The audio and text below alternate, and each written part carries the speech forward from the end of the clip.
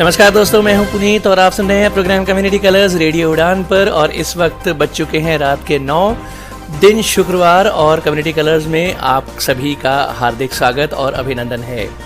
Community colours एक ऐसा programme जिसमें होती हैं डिसेबिलिटी न्यूज़ और साथ ही साथ होते हैं बहुत सारी इंफॉर्मेशंस, जानकारियाँ, सूचनाएँ और बहुत से नए नए सेगमेंट्स भी। फिलहाल न्यूज़ बुलेटिन आप प्रोग्राम कम्युनिटी कलर्स में सुनते हैं जिसमें होती हैं डिसेबिलिटी न्यूज़ और बहुत जल्द हम आपके लिए कोई ना कोई नया सेगमेंट लेकर हाजिर हो जाएंगे प्रोग्राम में। हमारा प्रोग्राम कम्युनिटी कलर्स आप बहुत पसंद करते हैं, प्रोग्राम को बहुत प्यार देते हैं, हम आपके इसके लिए तहे दिल से शुक्रगुजार हैं। हम आपसे ये कहते रहते हैं कि अगर आप किसी तरह का कोई सेगमेंट इस प्रोग्राम में चाहते हैं तो आप हमें सजेशन दिया करें, सुझाव दिया करें ताकि हम उन्हें अपने इस प्रोग्राम में इम्प्लीमेंट कर सकें।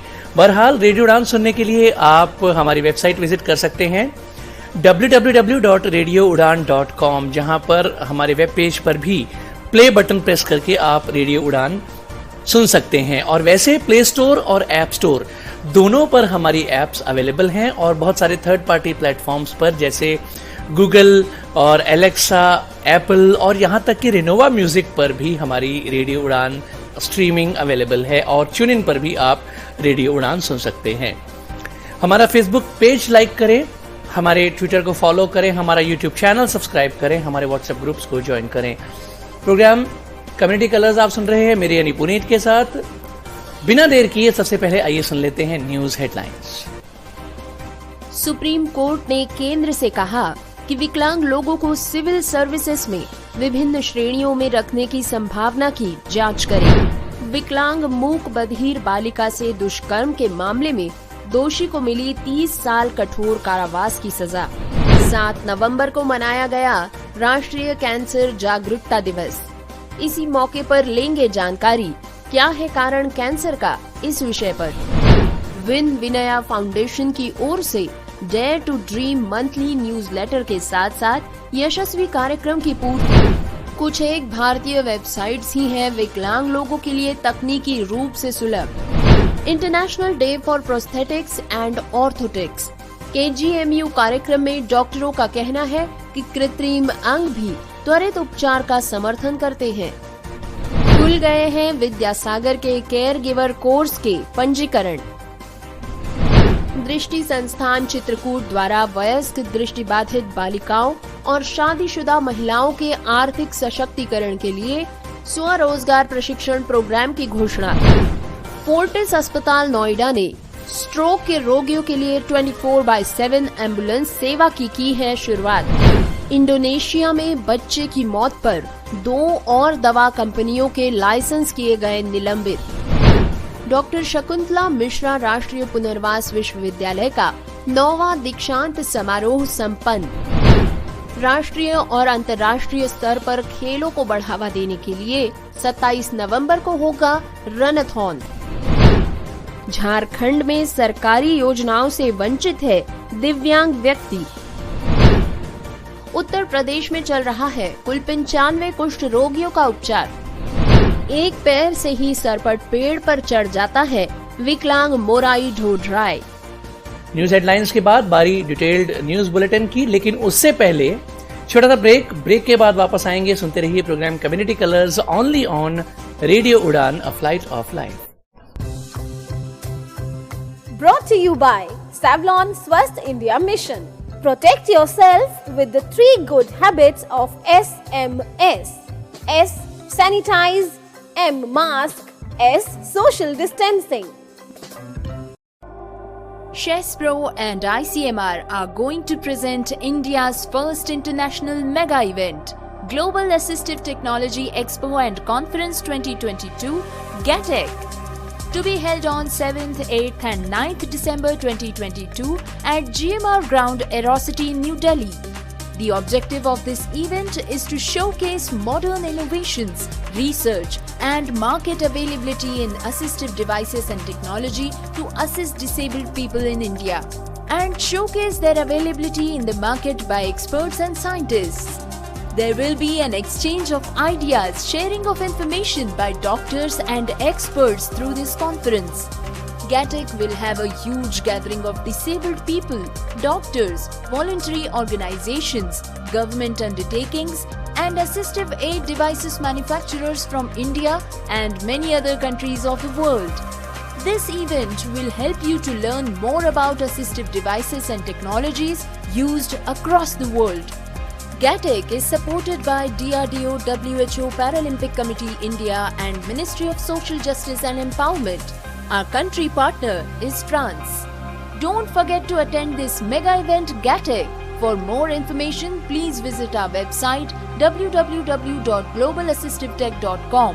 For details, please contact on email ID gaurav@iconex.in or call on 9910717913. Programme में आप सभी का स्वागत। डिटेल्स न्यूज बुलेटिन जारी है। दोस्तों, प्रोग्राम की शुरुआत में आज है खबर सुप्रीम कोर्ट की ओर से। सुप्रीम कोर्ट ने बुधवार को केंद्र से कहा है कि विकलांग लोगों को सिविल सेवाओं में विभिन्न श्रेणियों में रखने की संभावना की जांच करे। केंद्र का प्रतिनिधित्व कर रहे अटॉर्नी जनरल आर वेंकट रमनी ने ये तर्क दिया है कि सरकार इस मामले को देख रही है और न्यायमूर्ति S.A. नजीर और न्यायमूर्ति V. सुब्रमण्यम की पीठ से समय मांगा गया है। दोस्तों, दरअसल इस साल मार्च में सुप्रीम कोर्ट ने शारीरिक रूप से विकलांग उम्मीदवारों को भारतीय पुलिस सेवा, रेलवे सुरक्षा बल और दिल्ली और अंडमान निकोबार द्वीप समूह पुलिस सेवा यानी कि दानिब्स के लिए अस्थायी रूप से चुनने की अनुमति दी थी, लेकिन उनसे 1 अप्रैल तक अपने आवेदन पत्र UPSC के पास जमा करने को कहा था। सुनवाई के दौरान बेंच के एक जज ने ये घटना साझा की है, जहां चेन्नई में 100% नेत्रहीन व्यक्ति को सिविल जज जूनियर डिवीजन के रूप में नियुक्त किया गया था और अदालत में दुभाषीय ने उसके द्वारा हस्ताक्षरित सभी प्रकार के आदेश प्राप्त किए थे। पीठ ने इसके बाद कहा कि एक पहलू होता है विकलांग लोगों के लिए सहानुभूति, लेकिन दूसरा पहलू निर्णय की व्यावहारिकता है। पीठ ने कहा है कि सहानुभूति व्यावहारिकता से काफी अलग है। शीर्ष अदालत ने इस मामले की जांच करने को कहा है और कहा है कि हो सकता है कि वे सभी श्रेणियों में फिट न हो। दलीलें सुनने के बाद पीठ ने मामले की आगे की सुनवाई 8 सप्ताह के बाद होने को तय की है। इस समय सुप्रीम कोर्ट में विकलांगों के अधिकारों के लिए राष्ट्रीय मंच की याचिका पर सुनवाई चल रही थी, जिसमें केंद्र की 18 अगस्त 2021 की अधिसूचना को चुनौती दी गई थी। अधिसूचना के मुताबिक देश के कुलीन पुलिस बलों में प्रवेश से विकलांगों को वंचित कर दिया गया था, लेकिन अब इस पर पुनर्विचार होते हुए दिख रहा है। दोस्तों, अब खबर है उत्तर प्रदेश के कन्नौज जिले से। कन्नौज में पॉक्सो कोर्ट ने मानसिक रूप से विकलांग और मूक बधिर बालिका से दुष्कर्म करने के मामले में दोषी को 30 साल कठोर कारावास की सजा सुनाई है। मानसिक रूप से बीमार और मूक बधिर 9 वर्षीय बालिका से दुष्कर्म के मामले में आरोप सिद्ध होने पर कोर्ट ने दोषी को 30 साल कठोर कारावास सजा सुनाई है। साथ ही 2 लाख रुपए का जुर्माना भी लगाया गया है। जुर्माना अदा न करने पर 3 वर्ष अतिरिक्त कारावास की सजा काटनी होगी। कोर्ट ने जुर्माना जमा होने पर संपूर्ण धनराशि बतौर प्रतिकर पीड़िता को दिए जाने के आदेश दिए हैं। ये फैसला विशेष न्यायाधीश पॉक्सो एक्स कोर्ट की जज गीता सिंह ने सुनाया है। जिला शासकीय अधिवक्ता बुजेश शुक्ला ने बताया कि छिबरा मऊ कोतवाली क्षेत्र के एक गांव के रहने वाले एक व्यक्ति ने कोतवाली में रिपोर्ट दर्ज कराई थी। रिपोर्ट दर्ज कराने वाले व्यक्ति के मुताबिक 29 जुलाई 2017 को शाम करीब 5:30 बजे उनकी मूक बधिर व मानसिक रूप से विकलांग 9 वर्षीय बालिका घर पर अकेली थी।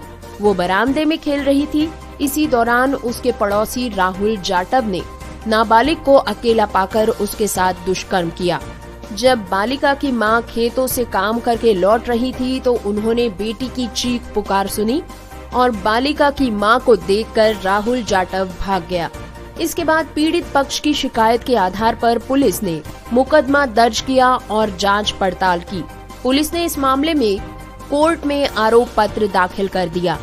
बुधवार को साक्ष्यों और गवाहों के आधार पर विशेष न्यायाधीश पॉक्सो एक्ट की जज गीता सिंह ने राहुल को 30 साल कठोर कारावास की सजा व 2 लाख रुपए जुर्माना सुनाया है। दोस्तों, जैसा कि आप सभी जानते हैं, हाल ही में 7 नवंबर को राष्ट्रीय कैंसर जागरूकता दिवस मनाया गया। भारत में हर साल कैंसर की बीमारी के लिए लोगों में जागरूकता पैदा करने के लिए 7 नवंबर को राष्ट्रीय कैंसर जागरूकता दिवस मनाया जाता है। विश्व स्वास्थ्य संगठन माने कि WHO के अनुसार कैंसर मृत्यु का दूसरा प्रमुख कारण है। कैंसर से पीड़ित और इससे मरने वाले लोगों की स्थिति इतनी खराब है कि 2018 में भारत में लगभग 15 लाख लोगों की मौत कैंसर से हुई है। कैंसर की बीमारी से देश और दुनिया भर में लोग मर रहे हैं। इलाज के अभाव में कैंसर के बारे में जागरूकता न होने के कारण लोग इसकी चपेट में आ रहे हैं। भले ही सभी प्रकार के कैंसर का इलाज मौजूद ना हो, लेकिन कुछ प्रकार के कैंसर को ठीक किया जा सकता है यदि लक्षणों को प्रारंभिक अवस्था में पकड़ लिया जाए। अलग अलग कैंसर से प्रभावित अंग के आधार पर अलग अलग लक्षण दिखाई देते हैं, लेकिन यहाँ हम कुछ ऐसे सामान्य लक्षणों के बारे में सुनेंगे जो यदि आपको अनुभव हो तो आप तुरंत चिकित्सा की सलाह लें। पहला कारण, आपके शरीर के किसी भी हिस्से में अगर दर्द हो जो लगातार बना रहता है और बिना किसी स्पष्ट कारण के बना हुआ है, तो आप तुरंत चिकित्सा परामर्श करें। बिना किसी स्पष्ट कारण के अचानक वजन कम हो जाना, हर समय थकान महसूस होना, लगातार बुखार रहना, त्वचा के रंग या बनावट में परिवर्तन आना, शरीर के किसी भी हिस्से में गांठ, दर्द के साथ या दर्द के बिना, शरीर के किसी भी हिस्से में असामान्य स्राव या खून का बहना, त्वचा या चेहरे के घाव ठीक न होना। इन सभी सिम्टम्स की ओर आपको ज्यादा जागरूक रहने की जरूरत है। कैंसर की बीमारी से देश और दुनिया में लोग मर रहे हैं। इलाज के अभाव व कैंसर के बारे में जागरूकता न होने के कारण लोग इसके चपेट में आ रहे हैं। जब हम उम्र के 20वें और 30वें साल में होते हैं तो हम में से अधिकांश लोग कैंसर के बारे में नहीं सोचते, लेकिन हाल ही के शोध में पता चला है कि 1990 के बाद पैदा हुए लोगों में पहले की किसी भी पीढ़ी की तुलना में 50 साल की उम्र में पहले कैंसर होने की आशंका अधिक है। तो कुछ ऐसी चीजें हैं जिन्हें हम नहीं बदल सकते। कुछ जीन हमें विरासत में मिलते हैं, लेकिन सभी प्रकार के कैंसर रोगों में आधे से अधिक को रोका जा सकता है। इसका मतलब है कि हम जीवन के शुरुआती काल में जो जीवन शैली पसंद करते हैं, वो बाद में हमारे कैंसर रोग होने के जोखिम पर एक बड़ा प्रभाव डाल सकती है। इसी के साथ हम सुनेंगे कि जीवन शैली में कैसे महत्वपूर्ण बदलाव लाए जा सकते हैं, जिनसे आप कैंसर के खतरे को कम करने के लिए अपना सकते हैं। 1. धूम्रपान न करें। धूम्रपान न केवल हर साल फेफड़ों के कैंसर का प्रमुख कारण है, बल्कि ये मुंह और गले के कैंसर के सहित 14 अन्य प्रकार के कैंसर से भी जुड़ा है।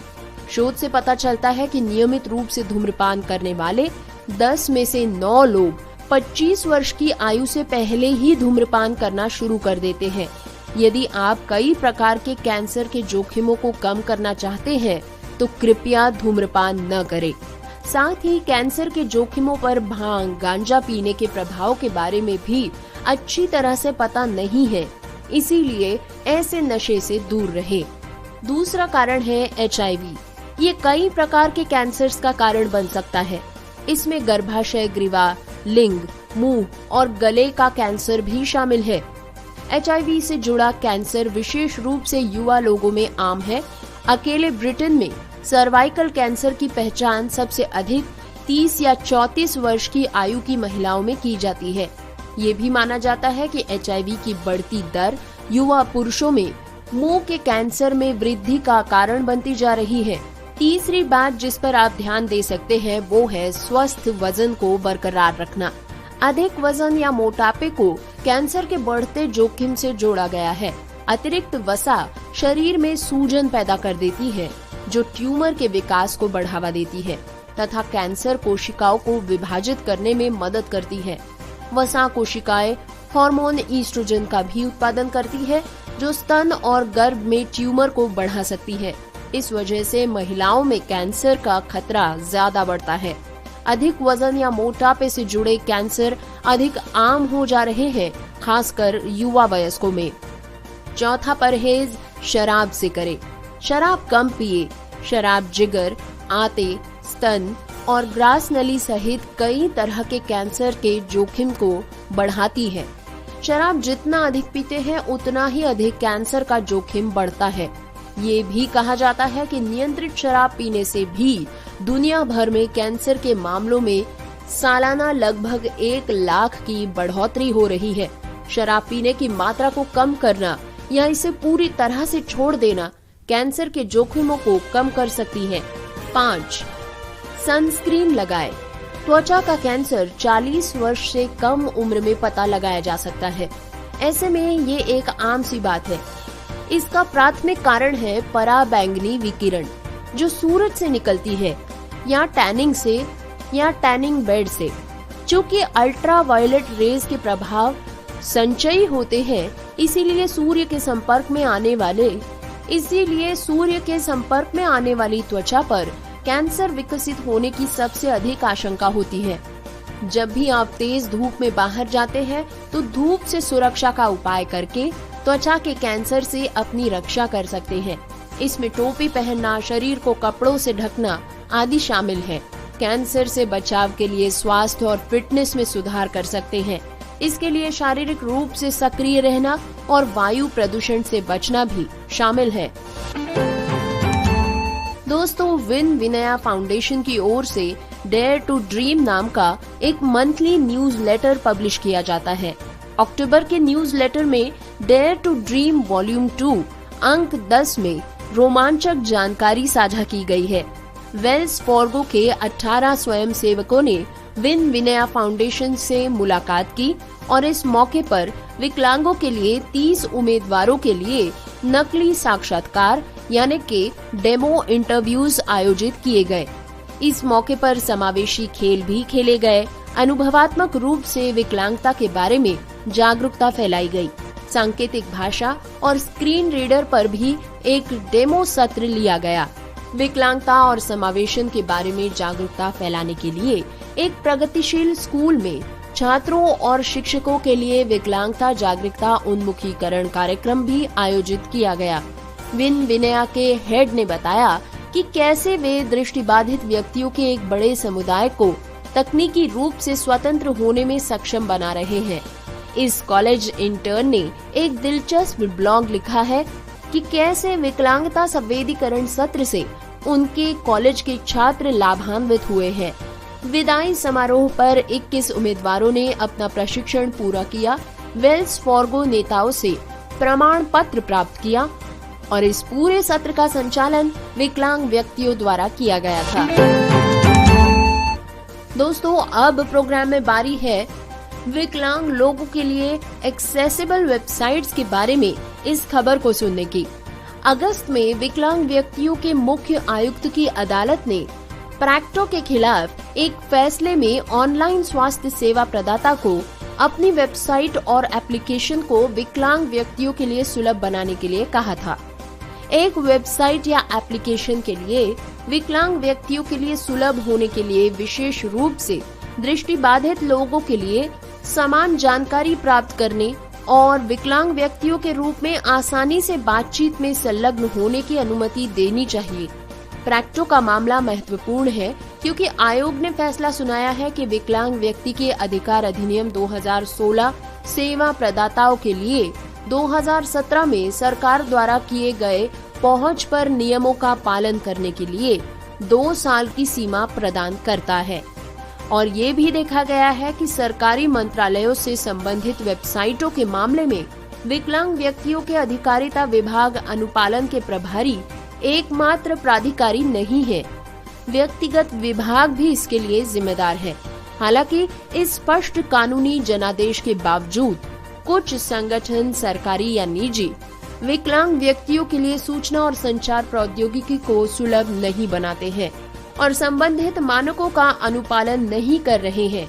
ये पहुंच के कई मानकों के अस्तित्व और अनुपालन सुनिश्चित करने के तंत्र की अस्पष्टता के कारण है। बहुत सारे दिशा निर्देश होने के बावजूद भी बहुत ही कम कार्यान्वयन देखा जा रहा है। 2015 में सामाजिक न्याय और अधिकारिता मंत्रालय द्वारा शुरू किए गए सुगम्य भारत अभियान का एक हिस्सा सूचना और संचार प्रौद्योगिकी पहुंच के लिए समर्पित है। इस साल जून तक कई समय सीमा विस्तार के बाद मंत्रालय ने भी भारत सरकार की 50% वेबसाइटों को सुलभ बनाने और उन्हें अंतर्राष्ट्रीय मानकों के अनुरूप घोषित करने की उम्मीद की थी। हालांकि जब हम और आप ये न्यूज सुन रहे हैं, उस समय भी सरकार ये वेबसाइटें, जिनमें के लोकसभा, आयुष्मान भारत और कानूनी मामलों के विभाग शामिल हैं, अभी भी अपनी वेबसाइट पर ये घोषणा नहीं करती है कि वे एक्सेसिबिलिटी मानदंडों के अनुरूप है या नहीं। दोस्तों, प्रोस्थेटिक्स और ऑर्थोटिक्स चिकित्सा विज्ञान की वो शाखा है जो विकलांग व्यक्तियों के शारीरिक पुनर्वास को सुनिश्चित करती है। प्रोस्थेटिक्स बड़ी संख्या में रोगियों की मदद करता है, जिनमें विकलांगता के साथ जन्म लेने वाले, दुर्घटना में अंग खो देने वाले और मधुमेह जैसी बीमारियों के कारण विच्छेदन से गुजरने वाले लोग शामिल हैं। इसके अलावा प्रोस्थेटिक्स भी उपचार प्रक्रिया में मदद करते हैं।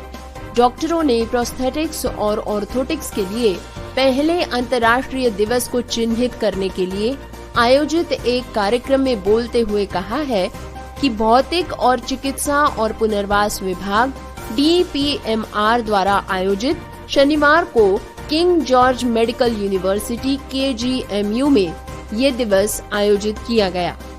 हम हर महीने मधुमेह के कारण विच्छेदन के 1 दर्जन से भी अधिक रोगियों को देखते हैं।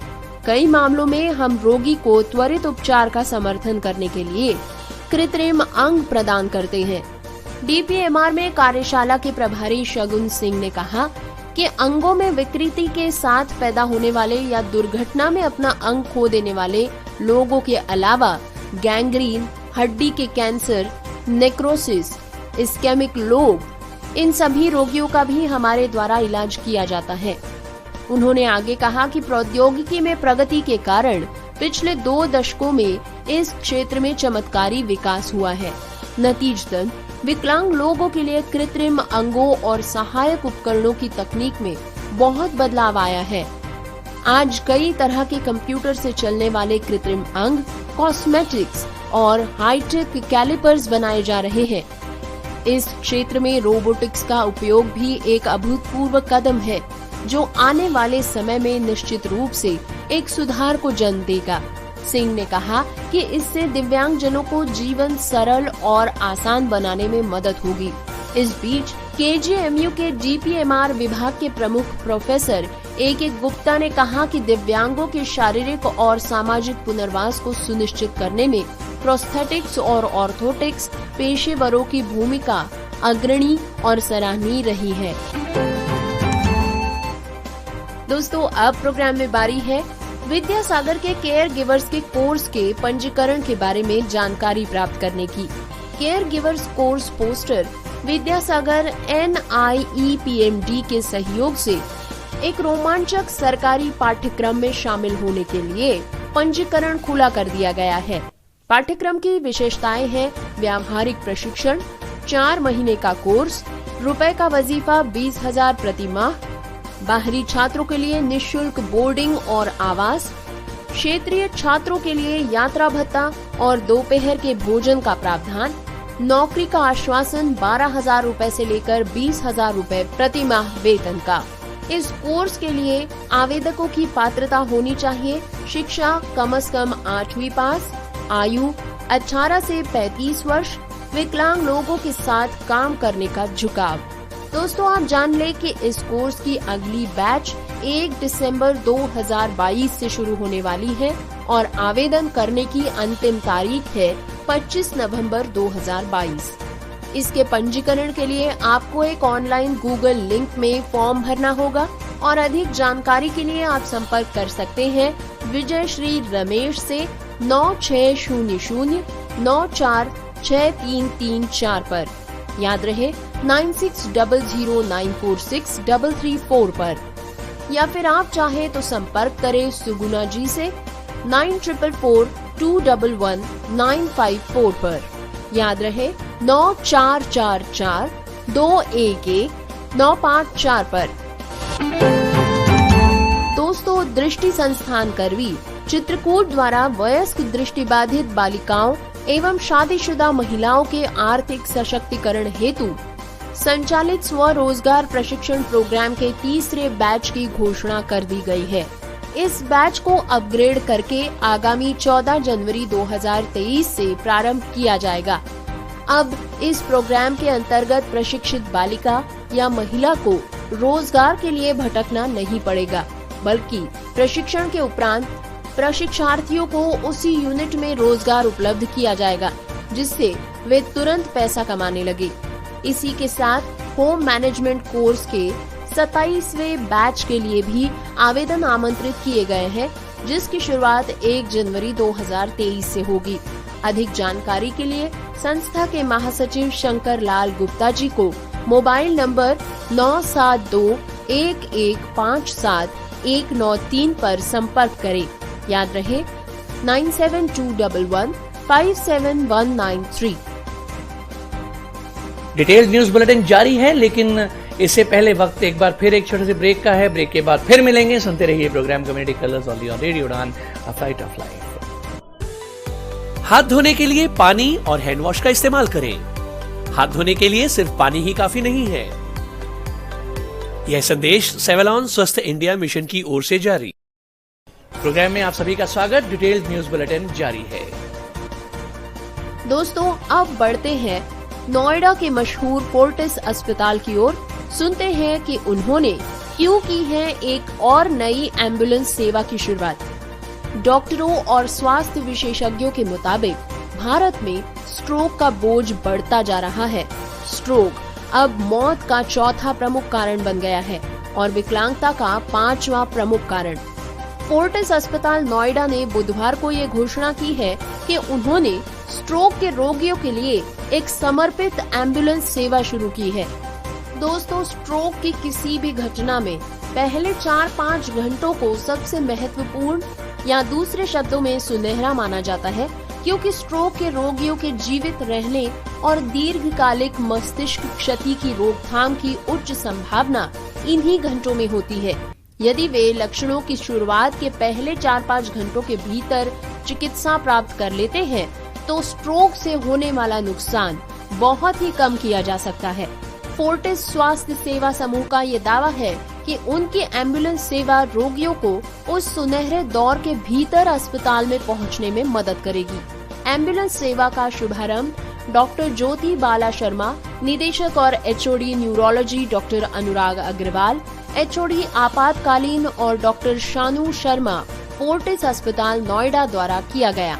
डॉक्टर राहुल गुप्ता, निदेशक और एचओडी न्यूरो सर्जरी के अनुसार चेहरे और हाथ पैर में अचानक सुन्नता या कमजोरी, विशेष रूप से शरीर के एक तरफ अचानक भ्रम, बोलने में परेशानी या बोलने में कठिनाई, चलने में अचानक परेशानी, चक्कर आना, संतुलन की हानि या समन्वय की कमी स्ट्रोक के कुछ पहचानने योग्य लक्षण हैं। डॉक्टर गुप्ता ने बताया कि ऐसे मामलों में किसी को तुरंत स्ट्रोक के लिए अस्पताल ले जाया जाना चाहिए और रोगी को किसी भी अपरिवर्तनीय क्षति को रोकने के लिए तत्काल उपचार मिलना चाहिए। डॉक्टरों और स्वास्थ्य विशेषज्ञों के मुताबिक भारत में स्ट्रोक का बोझ बढ़ता ही जा रहा है और इसी की रोकथाम के लिए फोर्टिस अस्पताल ने ये कदम उठाना जरूरी समझा है। दोस्तों, प्रोग्राम में अब बारी है इंडोनेशिया से आ रही इस महत्वपूर्ण खबर के बारे में। इस सप्ताह की शुरुआत में बीपीओएम ने उत्पाद बनाने वाली 3 अन्य कंपनियों के वितरण लाइसेंसेस को निलंबित कर दिया था, जिसमें कहा गया था कि इसमें इथिलीन ग्लाइकॉल और डाइथिलीन ग्लाइकॉल का उच्च स्तर है। इंडोनेशिया की खाद्य एवं दवा एजेंसी माने कि फूड एंड ड्रग एडमिनिस्ट्रेशन ने बुधवार को कहा है कि उसने सिरप जैसी दवाइयां बनाने वाली 2 और स्थानीय दवा कंपनियों के लाइसेंसेस को निलंबित कर दिया है। रिपोर्टों के अनुसार ये ऐसे समय में आया है जब अधिकारी गुर्दे की गंभीर चोट के कारण लगभग 200 बच्चों की मौत की जांच कर रहे हैं। दोस्तों, समाचार एजेंसी रॉयटर्स की एक रिपोर्ट के अनुसार इस दक्षिण पूर्वी एशियाई देश ने अक्टूबर में कुछ सिरप आधारित दवाओं की बिक्री पर अस्थायी रूप से प्रतिबंध लगा दिया था, क्योंकि इसमें बीमारी के संभावित कारकों के रूप में इथिलीन ग्लाइकॉल और डाइथिलीन ग्लाइकॉल के कुछ उत्पादों में उपस्थिति की पहचान की गई थी। इन दो घटकों का उपयोग एंटी फ्रीजिंग और ब्रेक तरल पदार्थ और अन्य औद्योगिक अनुप्रयोगों में किया जाता है। हालांकि ये कुछ दवा उत्पादों में ग्लिसरीन के सस्ते विकल्प के रूप में भी इस्तेमाल किया जा सकता है। कफ सिरप को गाढ़ा बनाने के लिए भी इसका इस्तेमाल किया जाता है। अध्ययनों से पता चलता है कि वे विषैले हो सकते हैं और गुर्दों की गंभीर चोट का कारण बन सकते हैं। उन्होंने कहा कि कंपनियों को अपने उत्पादनों को वापस लेने और शेष बैचों को नष्ट करने के आदेश दिए गए हैं और इसी कारण से अस्थायी रूप से उनके उत्पाद लाइसेंस भी रद्द किए गए हैं। इंडोनेशियाई अधिकारी कच्चे माल की आपूर्ति श्रृंखला और स्क्रीनिंग प्रक्रियाओं की जांच कर रहे थे ताकि ये समझ में आ सके कि उत्पादों में अतिरिक्त मात्रा में ये सामग्री कैसे मिली। इस तरह की घटना गाम्बिया में भी हुई थी, जहां भारत की मेडन फार्मास्यूटिकल्स द्वारा बनाई गई सिरप दवाओं से कम 70 लोगों की मौत हो गई। इसके बाद इंडोनेशिया वैश्विक स्वास्थ्य एजेंसी के परामर्श से मौतों की जांच कर रहा है। दोस्तों, अब खबर है लखनऊ से। डॉक्टर शकुंतला मिश्रा राष्ट्रीय पुनर्वास विश्वविद्यालय का 9वां दीक्षांत समारोह मंगलवार को आयोजित किया गया। राज्यपाल आनंदीबेन पटेल की अध्यक्षता में हुए समारोह में 3 मेधावियों को चांसलर पदक, 21 मेधावियों को मुख्यमंत्री पदक, इसके साथ साथ 150 छात्र छात्राओं को पदक दिए गए। इनमें से 69 छात्राओं और 40 छात्रों को पदक मिले।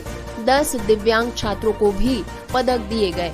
समारोह में कुल 1506 विद्यार्थियों को उपाधि दी गई। पदक की खुशी दिव्यांग और सामान्य दोनों ही विद्यार्थियों के चेहरे पर साफ दिखाई दे रही थी। दीक्षांत की शुरुआत दीप प्रज्वलन से नहीं बल्कि जल भरो कार्यक्रम से की गई और जल संरक्षण का संदेश दिया गया। दीक्षांत में दिव्यांग छात्र मोनू सिंह को सर्वाधिक 5 गोल्ड मेडल्स मिले हैं। बीटेक के छात्र रविशंकर यादव विश्वविद्यालय टॉपर बने, उनको चांसलर मेडल दिया गया। दूसरे स्थान पर मृदुश्री मित्तल को रजत एवं गौरांग नारंग को तीसरे स्थान के लिए कांस्य पदक दिया गया। इसके साथ ही 29 रिसर्च छात्रों को भी पीएचडी की उपाधि दी गई। अटल सभागार में हुए दीक्षांत समारोह में राज्यपाल आनंदीबेन पटेल ने कहा कि पदक प्राप्त करने वाले सभी विद्यार्थी समान रूप से सम्मान के पात्र हैं। कुछ अंक से आगे पीछे हो जाने से स्वर्ण पदक, रजत और कांस्य की श्रेणी में विभाजित हो जाते हैं, जबकि विद्यार्थियों की योग्यता लगभग बराबर होती है। उन्होंने कहा कि भविष्य में सफलता ज्ञान के समुचित उपयोग और जीवन के लक्ष्यों को लगन से पूरा करने से प्राप्ति होगी। राज्यपाल ने विद्यार्थियों को अपने माता पिता से जुड़ाव और समर्पण रखने के लिए प्रेरित किया। उन्होंने कहा कि माँ बाप बच्चों को पालने और शिक्षा दीक्षा कराने में अपनी उम्र गुजार देते हैं और बच्चे योग्य होकर देश विदेश में सेवाएं देने चले जाते हैं, जबकि माता पिता उनकी उपलब्धियों पर गर्व करते हुए अकेले जी रहे हैं और जीवन के अवसान को प्राप्त कर रहे हैं। बच्चों को अपने माता पिता की इस अवस्था में उनका ध्यान रखना चाहिए। राज्यपाल ने कहा कि शिक्षा सिर्फ सर्टिफिकेट पाने की प्रक्रिया मात्र नहीं है, ये उन चारित्रिक गुणों का उच्चतम विकास भी करती है जिनका प्रारंभ घर में माता पिता से प्राप्त प्रारंभिक शिक्षा से होता है। ये वो संस्कार देती है जिसका हम अपने व्यावहारिक जीवन में उपयोग करते हैं। समारोह में राज्यपाल ने 30 दृष्टिबाधित स्कूली छात्राओं को पोषण सामग्री और वस्त्र प्रदान करते हुए उच्च शिक्षा के लिए प्रेरित किया। दोस्तों, रनथॉन की ये खबर है झारखंड के चाईबासा से। राष्ट्रीय और अंतर्राष्ट्रीय स्तर पर खेलों को बढ़ावा देकर खेल में उत्कृष्टता के अवसर पैदा करने के लिए टाटा स्टील के अधिकारियों ने प्रेस कॉन्फ्रेंस आयोजित की थी। अधिकारियों ने कॉन्फ्रेंस में बताया कि खेल जीवन जीने का एक तरीका है। इससे स्वास्थ्य के प्रति जागरूक समाज की निर्मित हो सकती है और लोगों को स्वास्थ्य के प्रति प्रोत्साहित किया जा सकता है। कोविड-19 के कारण 2 वर्षों के अंतराल के बाद टाटा स्टील ने बहुप्रतीक्षित टाटा स्टील नाउ मुंडी रनथॉन का चौथा संस्करण, जिसका थीम है बिल्डिंग अ ग्रीनर टुमारो, का आयोजन करने का फैसला किया है। ये टाटा स्टील द्वारा अपनी नाउ मुंडी आयरन माइन में रनथॉन का चौथा संस्करण है, जो न केवल ग्रामीण आबादी को लक्षित करता है बल्कि स्वस्थ और हरित भविष्य के लिए देश भर के धावकों को भी लक्षित करता है। इस वर्ष रनथॉन 27 नवंबर को स्पोर्ट्स कॉम्प्लेक्स नाउ मुंडी में आयोजित होगा, जिसमें पुरुषों और महिलाओं के लिए 10 किलोमीटर और 7 किलोमीटर और 5 किलोमीटर रन आयोजित किए गए हैं। 27 नवंबर 2010 और 27 नवंबर 2006 के बीच जन्मे विकलांग या गैर विकलांग व्यक्तियों के लिए 2 किलोमीटर का रन भी इसमें शामिल किया गया है। विभिन्न श्रेणियों में जीती जाने वाली कुल पुरस्कार राशि 5,33,000 रूपए तक की है। नाउ मुंडी रनथॉन के इस संस्करण के लिए पंजीकरण चालू हो गए हैं और पंजीकरण की अंतिम तिथि है 20 नवंबर। ऑनलाइन पंजीकरण के लिए आपको tatasteelnoah-run.com पर लॉग ऑन करना होगा। दोस्तों, अब खबर झारखंड के इस दिव्यांग व्यक्ति की जो आज भी सरकारी योजनाओं से वंचित है। 3 साल पहले कोरोना काल में अज्ञात वाहन की चपेट में आने के दौरान दोनों पैर गंवा देने के बाद दिव्यांग कुलदीप पांडेय हाथों के बल घसीटकर चलते हैं। दिव्यांगों की मदद के लिए सरकार भले ही कई योजनाएं चलाने का दावा कर रही है, लेकिन इनका लाभ उन तक कितना पहुंच रहा है, इस पर गौर करने वाला कोई नहीं है। खासकर गांव के जरूरतमंद लोग सरकारी योजनाओं का लाभ लेने से वंचित होते जा रहे हैं। दुलमी प्रखंड क्षेत्र के होन्हे निवासी दोनों पैरों से विकलांग कुलदीप पांडेय सभी तरह के सरकारी सहायता से पूरी तरह से वंचित है। इनके सर से माता पिता का छत्र छाया उठ चुका है और दिव्यांग होने के बाद सातों जन्म साथ निभाने की हमी भरने वाली पत्नी ने भी इन्हें छोड़ दिया है। अब इनके आगे और पीछे कोई नहीं है, लेकिन इनको आज तक एक भी सरकारी योजना का लाभ नहीं मिल सका है। वो एक टूटे हुए गुमटी में रात गुजारते हैं, जिसमें द्वार में दरवाजा तक नहीं है। वो सर्दी, गर्मी, बरसात उसी में गुजारते हैं। आज वे खाने के लिए पूरी तरह दूसरों के मोहताज हो चुके हैं। मिल जाता है तो खा लेते हैं, नहीं तो भूखे ही सो जाते हैं। और इस दर्जे का उनका दिव्यांगता का जीवन गुजर रहा है। पीएम आवास तो दूर, उन्हें शौचालय, रेशन कार्ड या दिव्यांग पेंशन तक नहीं मिल पा रही है।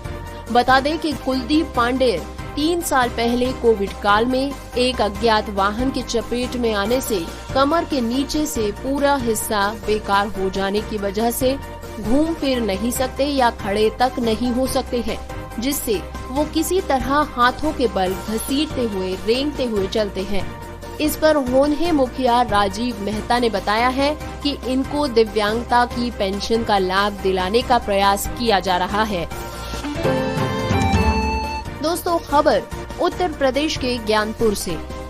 यहाँ पर स्वास्थ्य विभाग की तरफ से जिले में 95 कुष्ठ रोगियों का इलाज चल रहा है। मरीजों को बीमारी से बचाव का उचित परामर्श भी दिया जा रहा है। कुष्ठ रोगों के लक्षण, बचाव के प्रति जनता को जागरूक किया जा रहा है। कुष्ठ रोगियों की सरकारी अस्पतालों में निःशुल्क इलाज की व्यवस्था भी की गई है। स्वास्थ्य विभाग की आंकड़ों पर गौर करें तो जिले में कुल 95 कुष्ठ रोगियों का इलाज चल रहा है। चिकित्सकों के मुताबिक 98% लोगों में कुष्ठ के प्रति कुदरती रोग प्रतिकार शक्ति होती है। उन्हें कुष्ठ रोग होने की संभावना ही नहीं होती। कुष्ठ रोग कुष्ठ जीवाणु से होने वाली मामूली बीमारी है। ये बीमारी किसी को भी हो सकती है। कुष्ठ रोग से पीड़ित आदमी की बीमारी संक्रमण है या नहीं, इसका पता जीवाणु की जांच के बाद पता चलता है। विकृति या कुरूपता को देखकर इसका पता नहीं लगाया जा सकता। सुन्न, संवेदनहीन हाथ पैर, शरीर के अंगों की उचित देखभाल रखने पर शारीरिक विकृति, कुरूपता व विकलांगता से बचा जा सकता है। दोस्तों, आज की हमारी ये इंटरेस्टिंग और आखिरी खबर आ रही है झारखंड रांची से। इंसान शरीर के अंग से दिव्यांग हो सकता है, लेकिन मन से नहीं। इस बात को साबित कर दिया है तोरपा प्रखंड के जरिया पंचायत अंतर्गत दिल्ली सूद गांव के रहने वाले मोराई ढोडराय ने। मोराई एक पैर से पेड़ पर सरपट चढ़ जाते हैं। हॉकी के मैदान में उतरे तो उससे बॉल छीनना किसी खिलाड़ी के लिए आसान नहीं होता। हालांकि वो अन्य खिलाड़ियों की तरह दौड़ नहीं पाते हैं, लेकिन बॉल मिलने पर सफलतापूर्वक उसे दूसरे खिलाड़ी तक पहुंचा देते हैं। दिव्यांग मोराई खेतों में हल और कुदाल चलाने, बिचड़े व धान का बोझा ढोने समेत गृहस्थी के सारे कामकाज आम लोगों की तरह कर लेते हैं। वर्तमान में वो लकड़ी के दरवाजे, खिड़की, हल आदि सामान बनाकर बेचते हैं, जिससे उनका परिवार चलता है। इसी वर्ष मोराई ने शादी की है। मोराई अपनी विकलांगता के बारे में बताते हैं कि बचपन में उनके शरीर के सारे अंग ठीक थे। एक बार वो बीमार पड़ गए थे तो नीम हकीम डॉक्टर ने उन्हें गलत इंजेक्शन लगा दिया। इसके बाद वो एक पैर से विकलांग हो गए। तब वो तीसरी कक्षा में थे। विकलांगता के बाद उन्होंने पढ़ाई छोड़ दी। वो टूटी फूटी हिंदी बोल पाते हैं। दिव्यांगता उनके जीवन को आज भी प्रभावित नहीं करती। गांव के सारे लोग उनका आदर करते हैं और उन्हें सम्मान देते हैं। मोराई ढोडराय गांव के युवाओं के लिए भी प्रेरणा का एक स्रोत है। दिव्यांग मोराई को ना तो पेंशन मिलती है और ना ही सरकार की ओर से बैसाखी उन्हें दी गई है, लेकिन इसका उन्हें कोई रंज नहीं है।